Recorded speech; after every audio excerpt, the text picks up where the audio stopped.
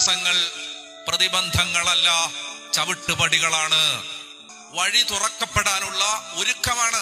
ജോസഫിന്റെ മുമ്പിലെ മതില് 6 അടി, ജോസഫിന്റെ പൊക്കം 1/2 അടി. അയാൾ ഒരുപാട് പ്രാർത്ഥിച്ചു, ദൈവമേ ഈ മതിലൊന്ന് പൊളിച്ചു തരണേ.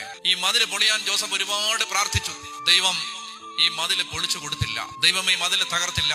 പകരം ബൈബിൾ പറയുന്നു, ജോസഫ് ഫലസമൃദ്ധമായ വൃക്ഷം, അവന്റെ ശാഖകൾ മതിലിന് മീതെ വളർന്നു. മതില് പൊളിഞ്ഞില്ല, പകരം ജോസഫ് വളർന്നു. മതില് പൊളിക്കുന്നതിന് പകരം ദൈവം ജോസഫിനെ വളർത്തി. ഇപ്പോഴത്തെ അവസ്ഥ ഞാൻ പറയാം. ഇപ്പൊ ജോസഫിന്റെ പൊക്കം ഇത്രയും, മതിലിന്റെ പൊക്കം ഇത്രയും. മതിൽ ഇത്രേ ഉള്ളൂ. ജോസഫ് നിൽക്കുന്നത് മതിലിന്റെ പുറത്ത് കൈവച്ചിട്ടാണ്. ഒരു കാലത്ത് അവനെ അടിമപ്പെടുത്തിയ പ്രതിസന്ധികളുടെ മീതെ ദൈവം നിന്നെ ഉയർത്തി നിർത്തും. ഒരു കാലത്ത് നിനക്ക് ഭയാനകമെന്ന് തോന്നിയ പ്രശ്നങ്ങളുടെ മീതെ ദൈവം നിന്നെ ഉയർത്തി നിർത്തും. മതില് ദൈവം തകർത്തില്ല, മതിലിന് മീതെ ദൈവം അവനെ വളർത്തി.